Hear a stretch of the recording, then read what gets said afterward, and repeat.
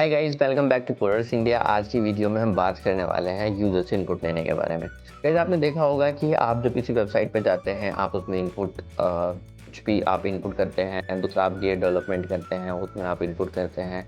For example, आपको कहीं पे लॉगिन कराना है तो आप अपना first name, last name, user name, use password और इस तरह से आप कुछ इन्फॉर्मेशन उसमें फिल करते हैं। तो पाइथन में इनपुट कैसे लिया जाता है, आज उसके बारे में हम थोड़ा सा डिस्कस करेंगे। तो पहली चीज़ जो हम डिस्कस करने वाले हैं पाइथन के इनपुट के बारे में, वो होगा हमारा इनपुट फंक्शन। ओके, और दूसरा जो होगा वो होगा पाई input plus third party module. Third party module क्या होते हैं, कैसे डाउनलोड होते हैं, कैसे इंस्टॉल करते हैं, इसके लिए मैं एक सेपरेट वीडियो बनाऊंगा, डोंट वरी अबाउट इट। तो अभी के लिए हम इसको इंस्टॉल करेंगे, बस इंपोर्ट करेंगे अपने प्रोग्राम में और उसको यूज़ करेंगे। एक अपना खुद का मॉड्यूल भी बना के देखेंगे, मॉड्यूल कैसे यूज़ होता है, तो डिटेल में हम उसके बारे में बाद में जानेंगे। तो सबसे पहले डिस्कस करते हैं इनपुट फंक्शन को कि इनपुट फंक्शन कैसे काम करता है। तो चलिए let's get to know about input function.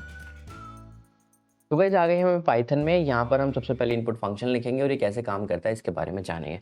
तो इनपुट लेने के लिए गाइस ऑलरेडी इनबिल्ट फंक्शन दिया हुआ है पाइथन में। आप इनपुट लिखेंगे, पैरेंथेसिस लगाएंगे और जैसे इसको रन करेंगे ऑटोमेटिकली नीचे एक विंडो ओपन होगी जिसमें आप कुछ भी इनपुट डाल सकते हैं।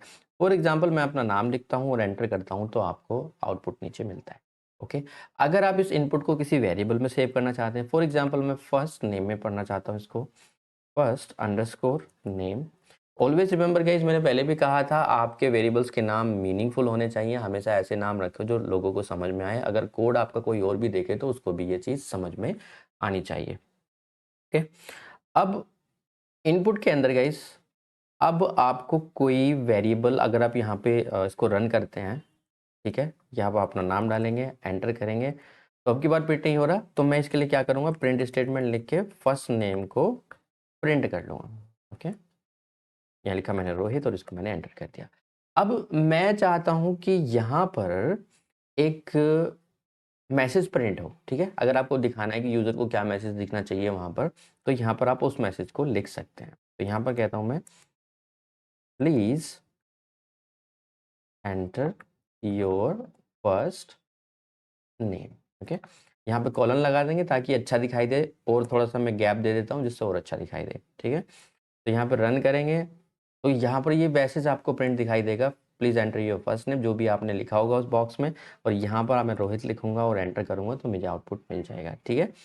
अब लास्ट नेम भी ले लेते हैं उसका, लास्ट नेम भी ले लेते हैं उसका, और सेम चीज़ मैं यहाँ पर नीचे लिखना चाहता हूँ। बस इतना होगा कि फर्स्ट नेम की जगह मैं यहाँ पर लास्ट नेम लिखना चाहता हूँ, तो यहाँ पर मैं क्या कर दूंगा उसको, last name, last name. Okay, तो रन करते हैं एक बार। पहले मैंने उनका फर्स्ट नेम डाला, फिर मैंने अपना लास्ट नेम डाला, तो आप देखोगे फर्स्ट नेम मैंने प्रिंट किया। और मैं ये मैसेज ऐसे प्रिंट नहीं करना चाहता गाइस, हो सकता है कि आपने किसी से लॉगिन करा रहे हो, आप चाहते हो कि मैं इस पे एक अच्छा सा मैसेज ग्रीटिंग्स प्रिंट करना चाहता हूँ, तो उसके लिए मैं क्या करूँगा, सिंपल प्रिंट स्टेटमेंट लिख के, एक एफ स्ट्रिंग लिख के, जो भी लॉगिन करेगा, ओके, जो भी इसमें लॉगिन करेगा उसके लिए एक मैसेज प्रिंट करूँगा। मैसेज प्रिंट क्या करूँगा, हाय, क्योंकि गाइस आपको मैंने ऑलरेडी स्ट्रिंग पढ़ा दिया है तो मैं एफ स्ट्रिंग यहाँ पे यूज़ कर रहा हूँ। एफ स्ट्रिंग यूज़ करने के बाद उस वेरिएबल का नाम जिसमें मैं इसको, जो भी लॉगिन करेगा उसका नाम, फर्स्ट जो भी हमने वेरिएबल लिया है, how may I help you, ठीक है। तो यहाँ पे एक बार इसको रन करते हैं। रन करने के बाद रोहित, एंटर के बाद यहाँ पे मेरा लास्ट नेम या पासवर्ड, जो भी आप जिस तरह से इसको डिज़ाइन करना चाहते हो, तो क्या, hi Rohit, how may I help you. अब आप चीज़ देखोगे गाइस, रोहित मैंने स्मॉल में लिखा बट यहाँ पे भी स्मॉल में ही आ रहा है। अगर कैपिटल में लिखूंगा तो कैपिटल में आ जाएगा। बट आप मुझे एक बात बताइए, क्या this is the good way? जब हमने स्ट्रिंग सीख लिया है तो ऑलवेज रिमेंबर, जिसका जो रिजल्ट का आउटपुट होता है, अगर आप देखोगे यहाँ पे फर्स्ट नेम का टाइप मैं आपको चेक करके बताऊंगा, तो बाई डिफॉल्ट ये क्या है, ये एक स्ट्रिंग मिलता है, ना कि एक नंबर मिलता है। ओके, ऑलवेज रिमेंबर, ये जो इनपुट लेता है एज ए स्ट्रिंग लेता है। अगर यहाँ पे मैं कोई नंबर भी डायल करूँगा तो भी वो एक एज ए स्ट्रिंग ही लेगा उसको, ना कि एक नंबर ट्रीट करेगा। वो भी मैं आपको करके बताऊंगा। तो सबसे पहले मैं इसकी बात करूंगा। देखिए, अगर यहाँ पर एक स्ट्रिंग इनपुट ले रहा हूँ मैं यहाँ पर, तो बेसिक सी बात है, अगर वो सारे मेथड जो एक स्ट्रिंग पे लग सकते हैं, अगर यहाँ पे कोई स्ट्रिंग है रोहित और उस पर डॉट अगर मैं टैब प्रेस करूँ तो आप देखोगे ये सारे मेथड्स जो नीचे दिखाई दे रहे हैं आपको, जॉइन है आपका, स्प्लिट है, आर स्प्लिट है, आर एडजस्टमेंट है, स्ट्रिप है। तो इस तरह के ये सारे फंक्शंस मेथड जिसमें अपर है, लोअर है, तो ये सब मेथड जो एक स्ट्रिंग पे लगते हैं, जो अवेलेबल होते हैं पाइथन में, वो मैं डायरेक्टली यहाँ पर लगा सकता हूँ। मैं 2 ऑप्शन है, या तो मैं फर्स्ट नेम में बाद में वेरिएबल में लगा लूँ, या यहीं पर ले लेता हूँ। तो मैं चाहता हूँ कि इसको कैपिटलाइज़ करना, तो अगर आप चाहें तो यहीं पे इसको कैपिटलाइज़ कर सकते हैं। अगर मैं यहाँ पे अब स्मॉल में भी लिखूँगा तो आप देखोगे मेरा जो मैसेज प्रिंट होगा, hi Rohit, how may I help you. तो ये अच्छी प्रैक्टिस होती है कि आप जब इनपुट लो तभी के तभी उसको पार्स कर लो जिस हिसाब से आप चाहते हो।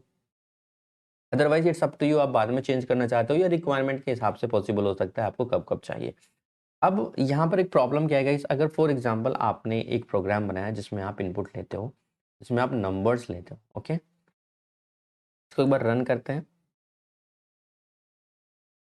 रन करने के बाद मैं यहाँ पे एक नंबर डालता हूँ 12, एक दूसरा नंबर डालता हूँ 12, और आप देखोगे how 12, how may I help you. अगर यहाँ पर हम दोनों को एडिशन करना चाहते हैं, ठीक है, एडिशन कैसे होगा, मैं दोनों नंबर को जोड़ना चाहता हूँ, as simple as that.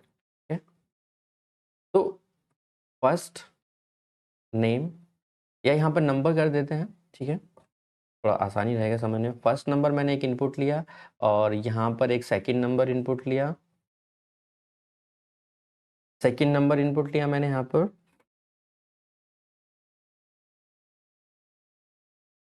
Second number, please enter your first, यहाँ पर भी हम नंबर कर देते हैं, मैसेज जैसे प्रिंट होना चाहिए, नंबर, और यहाँ पर भी एक सेकंड नंबर कर देते हैं, ओके। अगर यहाँ पर हम टोटल करें फर्स्ट नंबर का, first number plus second number,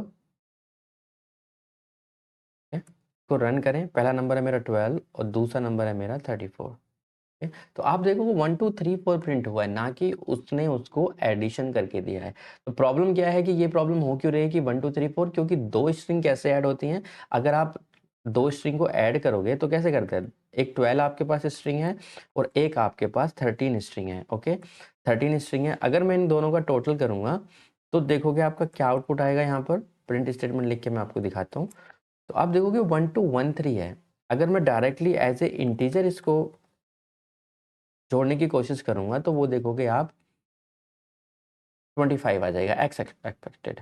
तो प्रॉब्लम क्या है यहाँ पर, जब ये बाय डिफ़ॉल्ट स्ट्रिंग लेता है तो डेफ़िनेट सी बात है वो स्ट्रिंग की तरह ही ट्रीट करेगा। तो इसके लिए आप क्या कर सकते हैं, उसको यहीं पर टाइप कास्ट कर सकते हैं। अब टाइप कास्ट से मेरा क्या मतलब है, एक डेटा टाइप को दूसरे डेटा टाइप में चेंज करना। यहाँ पर अगर मैं integer value as a treat करा दूंगा तो यहीं पर मैं इसको इंट में कन्वर्ट कर दूंगा। कोई भी इनपुट यहाँ से यूज़र से आएगा, जब वो नंबर डालेगा अपना, तो वो इंट में टाइप कास्ट हो जाएगा, और यहाँ पर मैं इसको लिख लूँगा ऐसे। तो अगर मैं यहाँ पे अब 12 लिखूँ और यहाँ पे 13 लिखूँ, आप देखोगे अब मेरा 25 आ गया।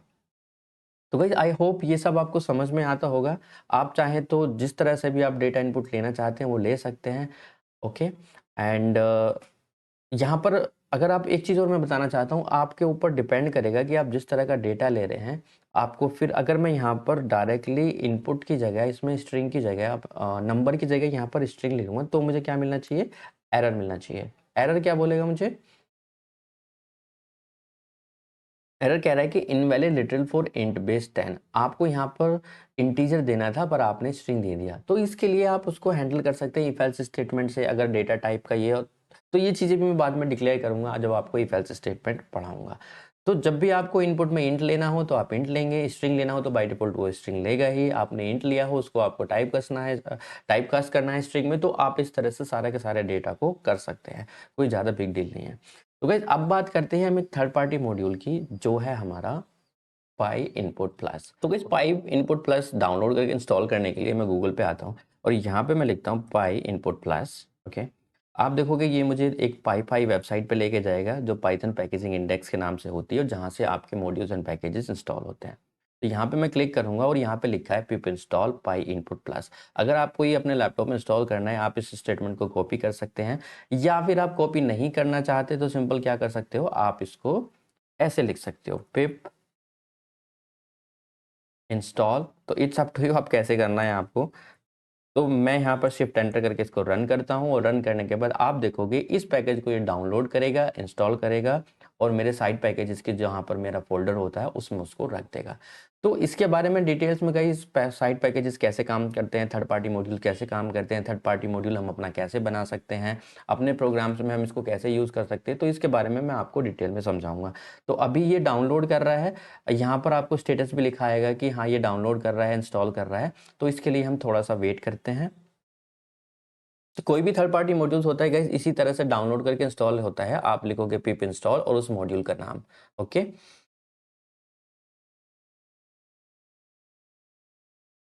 तो गाइस ये हो गया डाउनलोड, डाउनलोडिंग है, ये डाउनलोड किया है इसने और इसको सक्सेसफुली इंस्टॉल्ड पाइनपुट प्लस। एक बार जब भी आप कोई मॉड्यूल या पैकेज इंस्टॉल करते हो तो एक बार कर्नल को रीस्टार्ट कर लिया करो। इससे क्या होता है कि वो अच्छे से इंपोर्ट हो जाता है, ठीक है। अगर ये प्रॉब्लम आती है इस तरह से तो उसमें प्रॉब्लम नहीं आती है आपको, ठीक है। यहाँ पे मैं इसको एक बार रीस्टार्ट कर लेता हूँ। अब मुझे अगर ये इंपोर्ट करना है तो मैं सिंपल क्या करूँगा, इंपोर्ट पाई इनपुट प्लस, ओके। अगर इसको छोटा नाम देना है मुझे गाइज एज इसका नाम मैं कुछ भी दे सकता हूँ अपने एज पाई पाई एन जो भी आपको देना होगा एज ए लिख सकते हो। कुछ नेमिंग कन्वेंशन होते हैं बट इसके डिटेल में हम जानेंगे इसके बारे में, don't worry about it. As क्या करता है, कैसे लिखना चाहिए, ये सब हम जानेंगे, डोंट वरी। तो अभी मैं इनपुट लेना चाहता हूँ फर्स्ट नेम, ओके, या फिर एक नंबर लेना चाहता हूँ, फर्स्ट अंडरस्कोर नंबर, ओके। और यहाँ पर आप लिखोगे पाई IN डॉट, टैब प्रेस करूंगा। टैब प्रेस करने के बाद आप देखोगे जो मैंने बताया कि जो स्ट्रिंग पे मेथड्स लगते हैं या अब ये वो मेथड्स हैं जो इस इनपुट फंक्शन पे लग सकते हैं। अभी मुझे एक इंटीजर लेना है तो इनपुट इंट आप यहाँ पे लिखोगे और यहाँ पे जो भी मैसेज आपको प्रिंट करना है, एंटर योर फर्स्ट नंबर। तो गाइस अब जैसे ही मैं इसको रन करूंगा, अगर यहाँ पर मैं इसको नंबर नहीं दूंगा, यहाँ पर मैं कुछ भी XYZ कुछ भी एक नाम दे देता हूँ या फिर कुछ भी, तो ये कहेगा कि this is not integer, enter your first name. जब तक मैं इसको एक राइट इंटीजर नहीं दूंगा ये मुझे इस तरह से ही प्रॉम्प्ट करता रहेगा, ओके। तो इसी तरह से अगर आपको स्ट्रिंग चाहिए, जैसे ही मैं इसको नंबर दे दूंगा एक, ये अपने आप एग्जिट हो जाएगा यहाँ से। तो इसी तरह से आपको कोई और आपको डेटा टाइप चाहिए, इस तरह से आप यहाँ पे जितने भी फंक्शन हैं इनको खुद से एक्सप्लोर कर सकते हैं। टैब प्रेस करके देखेंगे, आपको इंटीजर लेना है, आपको कोई बूलियन लेना है, आपको कोई फ़ोन नंबर लेना है, आपको कोई स्ट्रिंग लेना है, कोई आपको ईमेल एड्रेस लेना है, ठीक है। तो इस तरह से आप इसको यूज़ कर सकते हैं। और इवन गाइज ऐसा नहीं है कि पाइनपुट प्लस से ही आप ये सब काम कर सकते हो। अगर हम एक इफ एल्स स्टेटमेंट लगाएं तो उससे भी हम एक अपना खुद का प्रोग्राम बना सकते हैं जो कि हमें रिक्वायरमेंट है। तो हमें पूरा का पूरा मॉड्यूल डाउनलोड करके इंस्टॉल करने की ज़रूरत नहीं है, ये थोड़ा सा काम हमारा आसान कर देता है। तो भाई इनपुट फंक्शन में इतना ही होता है। अगर कोई क्वेश्चन है आपका, किसी तरह का सजेशन है, आप मुझे बता सकते हैं बिल्कुल भी, and I will definitely appreciate for it. And आज की वीडियो में इतना ही guys, thank you, bye bye.